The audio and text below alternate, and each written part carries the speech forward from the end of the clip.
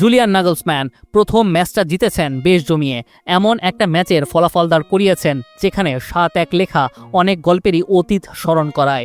কিন্তু সেই 7-1-এর মহত্ব জার্মানি ধরে রাখতে পারবে কিনা তার পরীক্ষা শুরু হচ্ছে আইভরি কোস্ট দিয়ে। আইভরি কোস্ট কেমন দল? আফ্রিকান দলটি প্রথম ম্যাচে ইকুয়েডরের বিপক্ষে তাদের আক্রমণ সাজিয়েছিল অতি দ্রুতগতির 2 উইং ফরওয়ার্ড নিয়ে, এবং সেই দুইজনই জার্মানিতে খেলেন। একজন বাজুমানা তোরে, অন্যজন ইয়ান দিওমান্দে।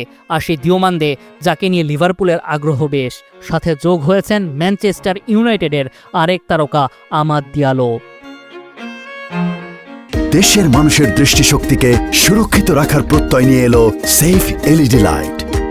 দিওমান্দে কতটা ভয়ানক, জাস্ট একটা ছোট্ট স্ট্যাট তুলে ধরা যাক। গত মৌসুমে বুন্দেসলিগায় 90 মিনিটে গড়ে 4টি ড্রিবল করে বুন্দেসলিগার উইঙ্গারদের মধ্যে শীর্ষে ছিলেন। সব মিলিয়ে আইভরি কোস্টের আক্রমণ ভাগ একেবারে ছুঁড়ে ফেলবার কোনো সুযোগ নাই।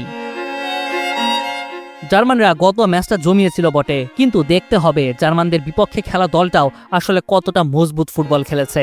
যাদের ডিফেন্স একেবারেই ভেঙে পড়েছিল, তাদের দুর্গে জার্মান গোল মেশিন বারবার আক্রমণ চালাবে, সেটাই তো স্বাভাবিক।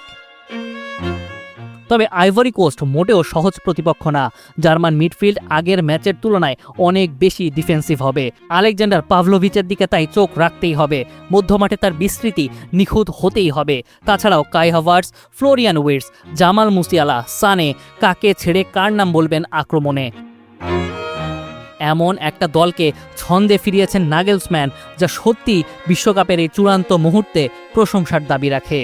কি মনে হয় আজকের ম্যাচে কয়টি গোল হতে পারে? কোন দলটা জিততে পারে? জানিয়ে দিন আপনার মতামত। আর বিশ্বকাপের সকল আপডেট পেতে চোখ রাখুন খেলাযোগে।